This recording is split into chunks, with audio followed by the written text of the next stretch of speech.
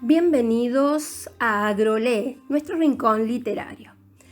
Hoy les voy a leer un cuento de Alejo Carpentier, La muchacha iraquí. La muchacha iraquí me mira con sus ojos oscuros, llenos de sueños. Desde su rostro añil sonríe, enigmática, igual que Mona Lisa. Sonríe y al final de sus labios queda como si de una pequeña burbuja de júbilo se tratase solo un esqueje de moflete.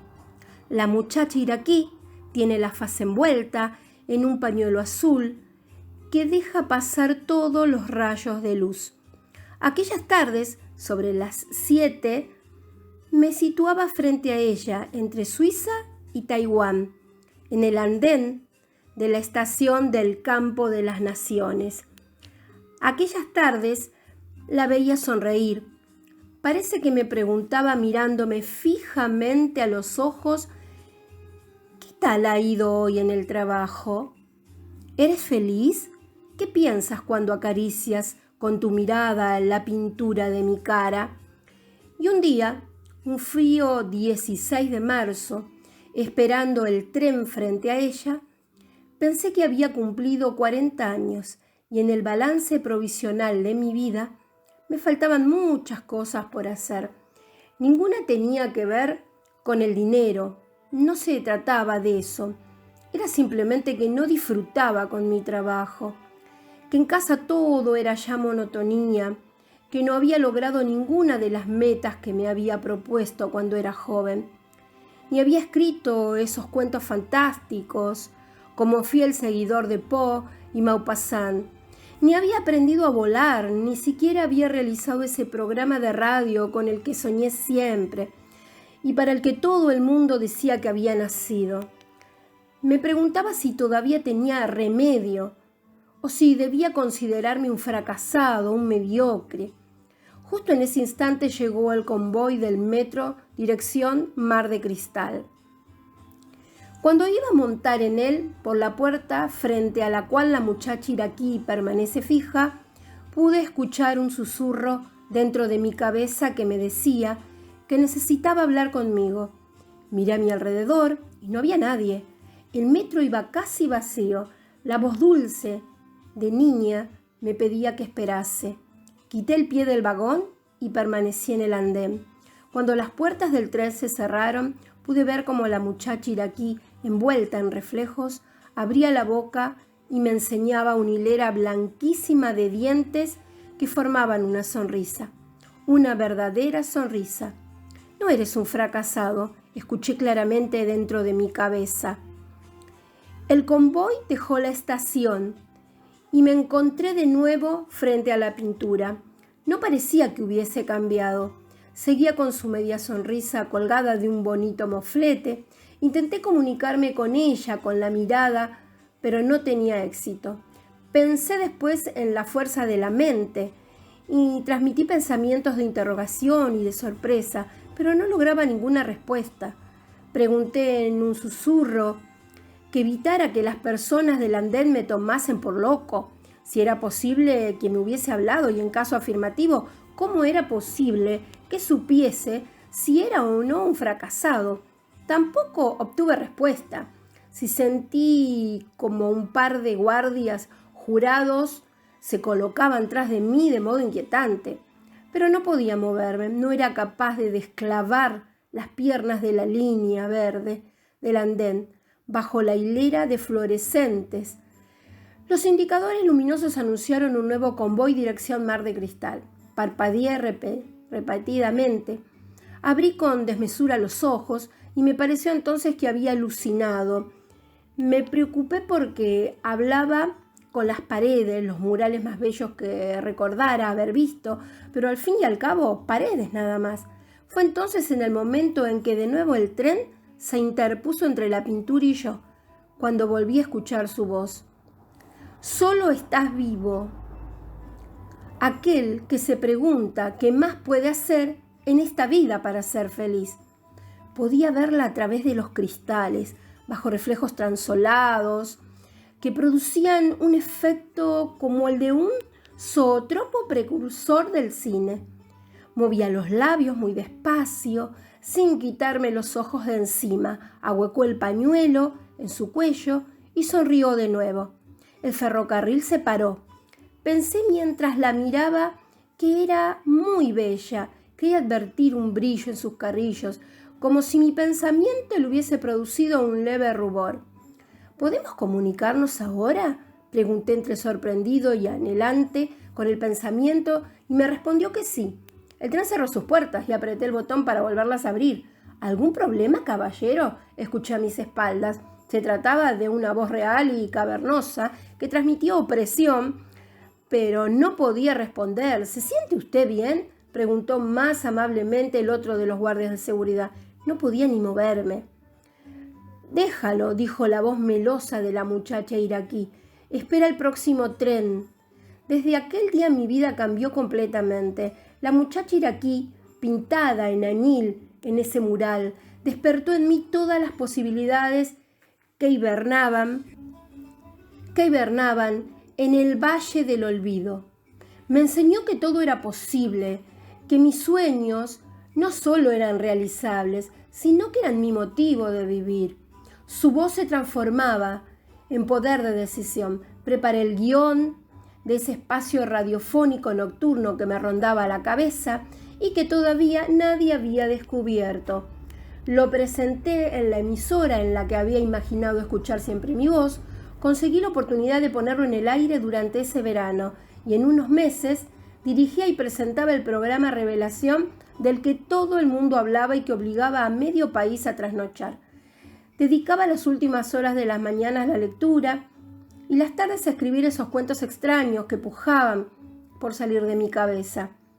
Al año siguiente logré obtener la licencia para pilotar avionetas. Tenía en esa serigrafía la chispa de mi voluntad. Cada tarde volvía para charlar un rato con ella. Se alegraba de mis éxitos, de mi felicidad. Después pasó el tiempo, cambié de ciudad y nos veíamos mucho menos. Sin embargo, ella me sonreía como el primer día y me hablaba con su voz dulce de niña. Por fin, años después, me olvidé de ella hasta hace unos días. Volvía de un viaje de promoción por Latinoamérica de mi último libro y aterricé en Barajas. Me acompañaba mi tercera mujer. Le propuse enseñarle el mural más hermoso que conocía. Aceptó encantada, a pesar de tener que renunciar al taxi. Cogimos el metro y bajamos en la estación de Campos de las Naciones. Mientras ella recorría los andenes mirando el mural, yo me situé de nuevo frente a la muchacha iraquí. La pintura no había cambiado. Seguía con su media sonrisa y su pañuelo lleno de luz celeste. Esperé a la llegada del convoy para saludarla. Hola, mi niña, mi chispa de disposición, mi alma, mi motor. Me sorprendí pensando con infinita ternura. Y nada escuché. ¿Estás enfadada conmigo?, pregunté. Y solo oía mi propia respiración. El tren se marchó y yo me quedé aterrorizado y triste a la vez. Tampoco me habló con el siguiente convoy, ni con el otro. Mi mujer había contado mi secreto, la procedencia de mi poder de decisión, el motivo por el que mi vida giró completamente. Y tampoco ese día se lo iba a contar. Salimos de la estación y cogimos un taxi hasta el hotel. Iba callado, rumiando una incipiente angustia, preocupado. Decidí volver al día siguiente e intentar de nuevo comunicarme con la muchacha iraquí. Llegué temprano a la estación y vi que había alguien situado frente a la puerta del vagón. Había dejado pasar el tren. Estaba clavado en el andén, como extasiado, sin despegar la mirada del panel pintado frente a él. Me coloqué a su espalda y esperé que llegase el siguiente convoy. Le observaba. Era un muchacho joven, de unos 20 años. Vestía ropa vaquera, de un modo desaliñado, y portaba bajo su brazo izquierdo una enorme carpeta de dibujo. Parecía hipnotizado. Cuando llegó el tren, su rostro se tensó. Miré a través de las ventanas el rostro de la serigrafía. Permanecí inmóvil, con su mueca de media sonrisa. Sin embargo, el chico le decía palabras que yo no podía entender. Observé cómo se insuflaba, cómo le comenzaron a brillar los ojos con un reflejo acerado, cómo agarraba con vehemencia su cuaderno de dibujos, convencido de que su musa, la que fue mía, le había convertido en el Velázquez del siglo XXI. Caminé arrastrando los pies hacia la salida de la estación, intentando descubrir qué significaba aquello. Los edificios modernos de cristal, de espejo, acuchillaron mis ojos con destellos poderosos de sol nuevo. Quedé cegado por unos instantes y caí al suelo. Alguien me ayudó a incorporarme. «Tenga cuidado, abuelo», lo oí decir, y pasé medio hundido por el parque intentando repasar los últimos años de mi vida. Había abandonado el programa de radio, colaboraba a menudo en espacios de televisión, convertido en santón de la subcultura de las tertulias de la tarde, y desde la columna de un diario desmenuzaba con ironía a la sociedad actual. Nadaba en dinero, éxito y popularidad. Quería escribir, pero los continuos compromisos me lo impedían. Mi último libro no era mi último libro. Vivía de las rentas de los primeros años. Viajaba continuamente, pero ya no disfrutaba de los viajes. En realidad, ya no disfrutaba de la vida. No era feliz. Pensé en lo que realmente me apetecía, en lo que de verdad quería, y mi cabeza se inundó de verde y de mar, de rocío y de sal, de viento ululado y de batir de olas, de bosques húmedos con aromas a infusión de eucalipto y de conversaciones con pescadores, de paseos por los miradores y de atardeceres en la playa, de letras, de rimas, de canciones, de lentas y tristes, de melancólicas canciones, de blues. Volví a la estación con rumor musical en la boca. Me situé frente a la imagen de la muchacha. Miré fijamente y transmití proyectos de eremita. Nada me lo impedía. Buscaría en mi paraíso un lugar apartado de la costa lucense, algo de soledad para volver a escribir, para aprender a tocar el piano y componer canciones que denudasen almas, para cultivar 2 surcos de hortalizas y para navegar, de espaldas a la realidad, sobre el mar del resto de mi vida. Sin dudarlo, en vez de dirigirme al hotel, di la vuelta para coger en la otra vía el convoy dirección al aeropuerto de Barajas. Justo antes de cerrarse las puertas, llegó el tren en la otra dirección. «Bonita melodía», susurró de nuevo su voz dulce en mi cabeza bajo el jadeo neumático del tren. Miré hacia la pintura y volví a ver relucir su amplia sonrisa tras los cristales como una estela parpadeante de neón. Alejo Carpentier nació el 26 de diciembre de 1904 en Suiza y falleció el 25 de abril de 1980 en Francia. Su familia se instaló en La Habana entre 1908 y 1909. Fue hijo de un arquitecto francés y una profesora rusa. Inició sus estudios de arquitectura en 1921, que abandonó 2 años más tarde, pasando a ejercer como periodista en las revistas Hispania, Social y Carteles, destacándose también como musicólogo. En 1924 fue nombrado redactor en jefe de la revista Carteles. Encarcelado en 1927 por su actividad política en oposición al dictador Machado, y en 1928 abandonó Cuba para establecerse en París. Allí se dedicó a actividades relacionadas con la música, siendo corresponsal de las diversas revistas culturales cubanas. Entró en contacto con la vanguardia, especialmente con el surrealismo, y colaboró en la revista Revolución Surrealista de André Breton. En 1933 publicó en Madrid su primera novela, Cuellambas o, aunque la que marca su madurez literaria es El reino de este mundo. En España entabló amistad con poetas de la generación del 27, con Pedro Salinas, Rafael Alberti y Federico García Lorca. En 1937 participó en el segundo Congreso de defensa de la cultura y tras 2 años en Europa regresó a Cuba. Luego continuó su labor periodística en la radio y en revistas como Tiempo Nuevo y Orígenes. Entre 1945 y 1959 vivió en Venezuela para volverse a instalar en Cuba tras la victoria de Fidel Castro.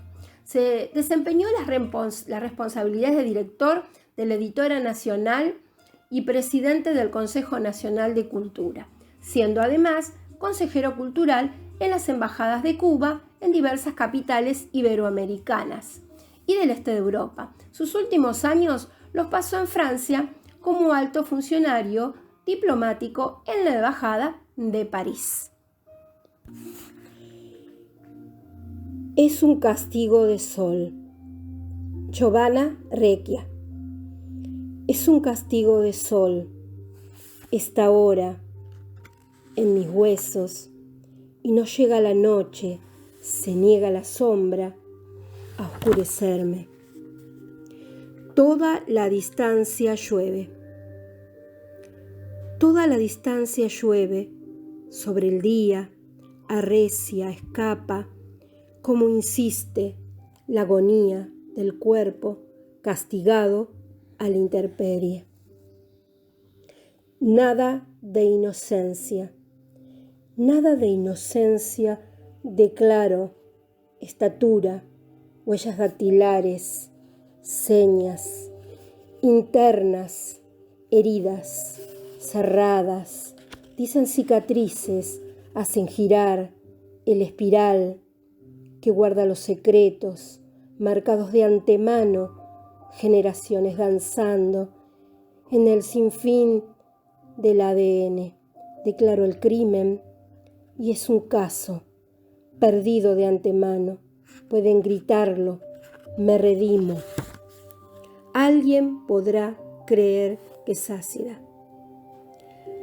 Alguien podrá creer que es ácida la pena del desdeñado si lo viesen ahí en el fondo, tumbado, quebrada la cintura y la boca en el sabor que niega toda razón, todo saber del gusto. Nada tienen de cierto. El paladar, la lengua, no es ácida la pena, es el abismo. Crujen los huesos, bisagras los sostienen, frágiles tensores, carne móvil, crujen sin piedad, dolor, cadencia rota, desenfado armazón, bestia inerte e inerme que sucumbe a la intemperie. Una vez más nos proponen desnudarnos de miedo y entregarnos, quizás resistirse a negarles el placer de la victoria por un pacto. Molduras del espanto, doble negación, juegos erráticos de memoria, la jugada a no perderla, el hueco arde. Giovanna Recchia nació en Trelew el 2 de julio de 1973. Cursó licenciatura en Letras en la Universidad Nacional de la Patagonia San Juan Bosco. Trabaja como docente, bibliotecaria y tallerista. Realizó estudios secundarios también en el Instituto Camuy y ha publicado un libro de poemas, La Infinita, de Editorial Universitaria. Y de este libro que les estuve leyendo, estos poemas, es de Pliegues. Pliegues es una obra literaria que escribió Giovanna, que está estructurada en distintos apartados. Yo les leí poemas de Genoma. También tiene otro apartado que se llama Párpados, Místicas, Alter, Huida y Claves.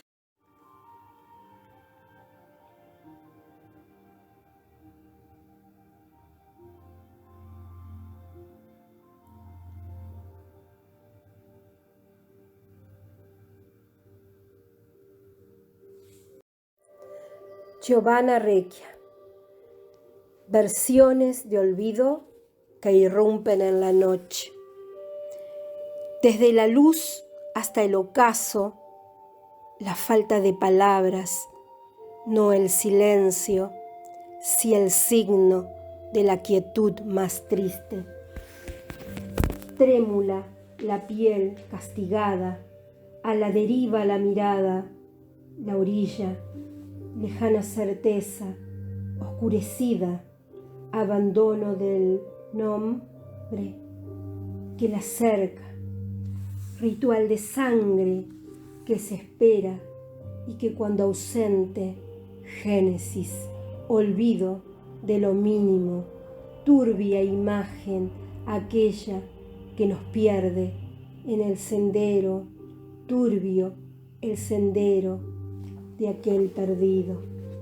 Desde la orilla de las palabras se ve un estrecho, agudo mínimo abismo, como el que pronto habrá de enfrentar la barca, el destino errático de una luna maltrecha, sin historia, árida de sal que se mece para estrellarse al borde de una geografía inerte y dejar a sus tripulantes tumbados y culpables, sobre todo culpables, deseando la margen opuesta del agua inmensa.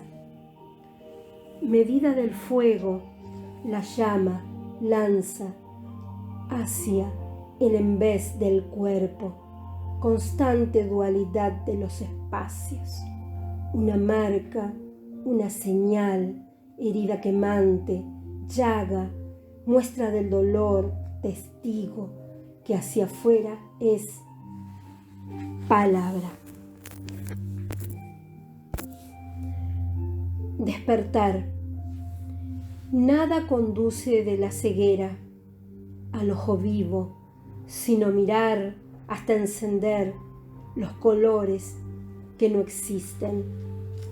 Ver con los ojos vueltos hacia el fondo, palpar con las huellas de la piel perdidas del dibujo, circular que la define, saber sin las papilas, entregar los sentidos como si fuese un trazo en blanco, rendirse. Visita guiada al jardín de cera, al museo de agua, al inútil espejo que no es más que un muestrario de miradas. Inverso. Vuelo de pájaros ciegos, elegidos al azar por el signo de sus alas tiesas, ventanas que destilan sol al hueco de la tarde. Es así como arde un sonido consumido en las brasas del silencio, y así el golpe se estrella abierto en el crujir de huesos. Es así como el dolor instaura su postura hundido de espasmo en la pupila.